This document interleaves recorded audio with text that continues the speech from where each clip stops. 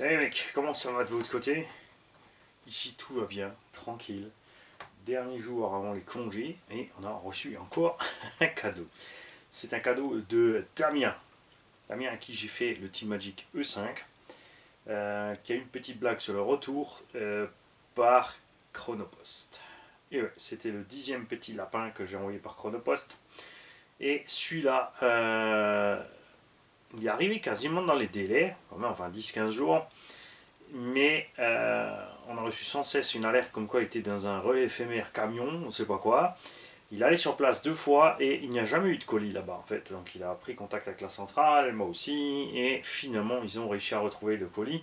Ça a mis 1 mois et demi. C'est le dernier colis que j'ai envoyé par Chronopost de toute ma vie. J'en ai envoyé 10, plus jamais. 3 sont arrivés sans encombre. Les 7 autres on a dû courir après et sur les 7, il y en a 4 qui ont dépassé le mois de délai de livraison. De la folie furieuse. Et c'est pas le Team Magic E5 qui est revenu, c'est bien la boîte du E5. On a donc bien ici la preuve que le colis est arrivé chez lui. Il est content avec son diff central et les autres réglages. Pour l'instant, le moteur tient bon. On attend de ses nouvelles pour savoir s'il a toujours ce problème de octage. Et là, il lui restait une autre machine qu'il avait avant le E5. Et il a dit maintenant que je m'en sers plus, que le E5 fonctionne à merveille, je vais te l'envoyer, c'est cadeau. J'ai envoyé ça par la poste en plus avec tout le poids dedans, je peux vous dire que ça coûte par la poste quand même. Il y a une petite enveloppe à bord qui est à moi. Ça c'est le diff central du Team Magic E5. C'est pas que le diff central. Tu n'aurais-tu pas exagéré, Damien? Franchement, moi je te le dis, après déjà le délai que ça a mis pour arriver chez toi, j'étais même enclin, j'avais vraiment envie de te dire laisse tomber. Écoute, envoie pas chèque pour le diff central qu'on a pris d'ailleurs au passage chez Bright, parce qu'avec le délai que ça a mis, à un moment on savait même pas si ça allait arriver. Bon, ça va, heureusement j'ai assuré le colis quand même, mais franchement, t'as exagéré. Faut qu'on cause. Parce qu'en plus tu m'as envoyé un cadeau pour le garage, donc en même temps l'un dans l'autre, tu vois, hein, peut-être pas la peine d'exagérer, il n'y a pas qu'un cadeau. Il y a un petit chargeur antibactérique de 3S Pocket Wizard, donc ça c'était deuxième, c'est un rebadge évidemment d'une autre marque. Je les aime bien ces petits chargeurs parce que c'est top pour les petits. Ils branchent sa 2 ou sa 3S là, ils s'occupent de rien, c'est rouge quand ça charge, c'est vert quand c'est éteint, fin de l'histoire. Après, quand tu charges des grosses capas, faut bien t'assurer que ce petit machin ne surchauffe pas, c'est tout. C'est sûr, tu ne vas pas mettre des trop grosses batteries, mais des batteries basiques de ce qu'on trouve pour les petits hauts. Pas même jusqu'à 5000, ça dépend des chargeurs. Il y en a qui chargent vraiment avec des forces 0,5 ampères et des trucs comme ça, donc ils mettent vraiment des plombes à charger. Là, on ira voir une notice éventuellement, Pocket Wizard, c'est tout ce qui est écrit dessus, il n'y a pas écrit le modèle, donc on ne sait pas à combien il charge. Sur vraiment les fournitures chinoises, il y a écrit au dos 1 ampère, 2 ampères, 3 ampères, etc. Nous avons des roues pour buggy, pas toutes jeunes, un peu craquelées sur les flancs. Ça, c'est de la jante chinoise. Pneus. Alors, ce design de pneus, vous l'avez vu à toutes les sens, hein, à toutes les sauces. Ça existe chez Aka, ça existe chez Proline, ça existe partout. Pourtant, à la base, ce design est bien un pneu chinois. Après, ce qui change, c'est la qualité de la gomme entre les fabricants, tout simplement. Et c'était pas monté sur Huntsman, mais c'est pas tout récent. On a même légèrement jauni, en tout cas, ça va. 2-3 craquelures, on mettra de la colle en plus. Mais ça fera le taf. C'est clair. Sur, par exemple, un des engins qu'on a prévu pour les petits. 3. 3. De l'huile. Même envie de l'huile de suspension et de l'huile After Run. Donc ça c'est pour, pour les petits moteurs nitro. Je pas. On a une radio, 2 4 GHz a priori. Yes. Une radio Funtech. Parce que là-dedans on a un engin, vous allez voir. Après quand tu regardes les photos, tu as l'impression que c'est le petit modèle 1/12e, mais en fait ce n'est pas ça.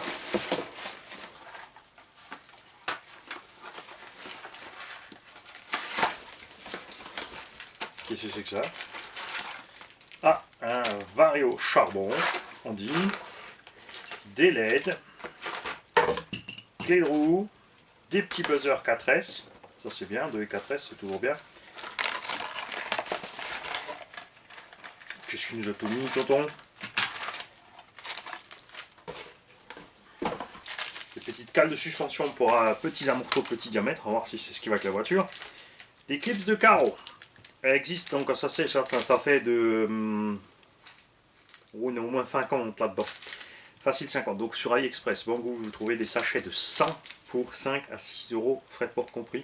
Il y a des modèles 1 dixième et des modèles 1 huitième. Ce qui manque un peu c'est la taille au-dessus, moi personnellement.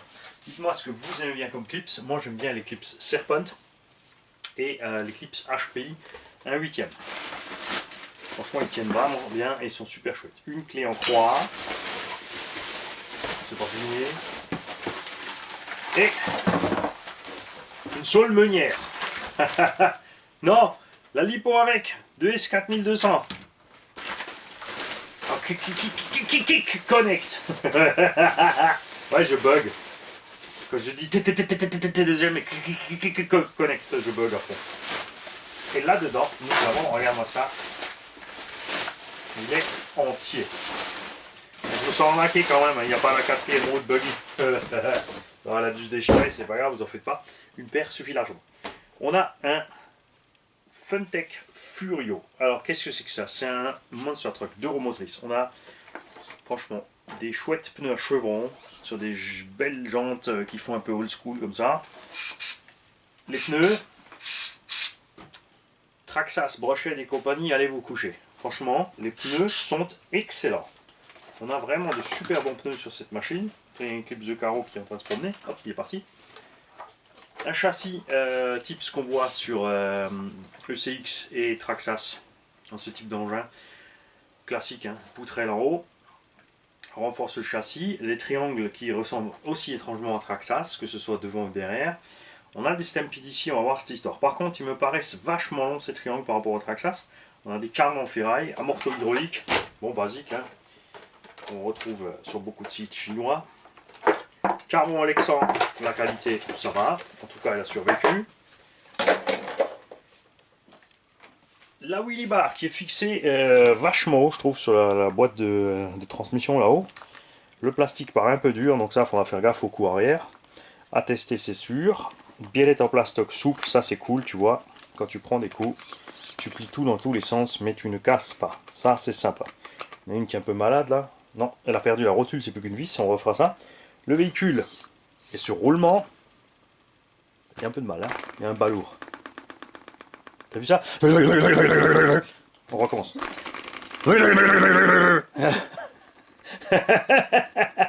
Pourquoi tu te marques là? Comme ça. Comme ça. Encore un petit coup. On va faire encore un petit coup.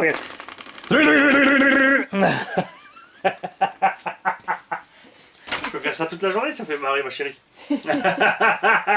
Elle voulait rester silencieusement à côté, c'est raté. Cerveau. Qu'est-ce qu'on a dedans? On ne sait pas si c'est du métal ou pas, on verra ça à l'ouverture. Sauf cerveau directement dessus. Et ça n'a pas l'air pas mal du tout ça. Bon, à l'avant on est un peu mou, à l'arrière on est un peu trop dur, il faudrait peut-être inverser les amortos. La batterie se charge par en dessous. Je sais pas pourquoi ils font toujours ça. Je trouve ça ennuyeux. Je préfère toujours enlever la carreau, voir un peu ce qui se passe dedans sur les machines. On rentre tranquille une 2S5000 comme il a livré avec. Le Vario à la base a les prises Tamiya. Là il y en a une qui a directement le truc. Mais t'as vu que ça mérite un petit brushless quand même. Au niveau des noix de cardan et des cardans, on a une légère usure mais rien de méchant. Alors, je sais pas s'il n'a pas servi beaucoup ou s'il a servi beaucoup et qu'il est résistant. En tout cas c'est le genre de gabarit d'engin qui me plaît beaucoup. Un indice de roue motrice. C'est pas fait pour des grosses puissances 3S etc. Mais un petit brushless 2500-3000 kV ou un 3660 2000 kV comme on a mis dans la voiture à Guiguinette par exemple fera merveille là-dedans. C'est sûr. Pas trop de patates, méga autonomie. Ceux qui ont ce petit Funtech, donnez-moi, dites-moi ce que vous en pensez, ce que vous avez eu comme problème avec ou pas, si effectivement les plastiques, enfin moi il me semble un peu dur ces plastiques assez cassants, c'est pas des engins pour faire du bâche de ma boule hein, aussi c'est sûr, mais ouais, Je suis étonné pour du Funtech, franchement, de cette construction. Bon, évidemment, Funtech ne fait que rebager, hein, c'est pas eux qui font les machines.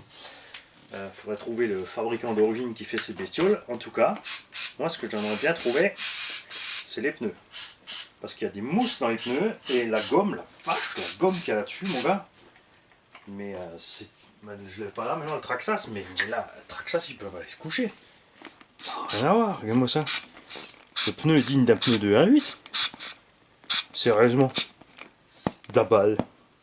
Donc moi, je sens que je vais m'organiser de ces petits pneus pour les Stampede. Tiens, regarde, on a une petite carrosserie de Jeep de la part de Jam Jam. Bon, c'est du Scal, attention, ça ira pas là-dessus, c'est beaucoup trop lourd. Mais là, tu vois, hein. Eh. Non, mais Ken et Barbie, on est parti. Juste pour le délire. Excellent. Tiens, on a aussi... Alors, bouge pas. Petite Hummer incassable. Cet engin me paraît un peu plus large que les Traxxas. Ouais, ça peut le faire aussi, ça peut le faire. Ça peut le faire. Voilà, on va laisser tout ça de côté. Merci Damien, franchement je m'y attendais pas du tout. Moi quand on parle des Funtech et des machins, j'ai toujours les petits engins en tête, les petits 1/12e, les machins comme ça, de cette taille là, mais pas ça. Donc je le répète, j'attends impatiemment des retours de gens qui ont pris ces Funtech. Qu'est-ce qui a cassé, qu'est-ce qui n'a pas cassé. Moi je vais voir avec les pièces Traxxas qu'on a là ou RPM, qu'est-ce qui est adaptable. Parce que si l'écart entre les triangles est le même et qu'on peut y coller par exemple un train complet RPM de Stampede ou autre, c'est génial. À l'arrière, je le répète, les triangles me paraissent un peu longs par rapport au Traxxas ou RPM. Les fusées, peut-être par contre c'est utilisable. Je vais aussi aller voir ce qui se passe niveau pièces de rechange sur ces engins, si c'est encore livrable ou pas, je pense. Hein. Je crois que ces engins sont toujours en vente. On va vite aller sur le net aussi charger la notice. Il y a de toute évidence un slipper là-dedans. Ouais, il y a un slipper et on verra à ce moment-là ce qu'il y a comme module aussi là-dessus, de couronne, si c'est du tout petit, si c'est du moyen. En tout cas, le plus, c'est les cardans et les noix en ferraille, même si il y a des engins qui ont des noix et des cardans en ferraille, ça vaut pas le coup, vaut mieux avoir du plastique. Hein. Tu vois, je préfère 1000 fois les cardans et les noix plastiques Tamiya qu'il y a sur le DT03 que ce qu'on a sur le Coralie Moxu et sur le Witec BXR et compagnie. C'est triste à dire, mais c'est plus solide. Il vaut mieux du bon plastique que de la ferraille de merde. Voilà. Tu peux y aller. Salut.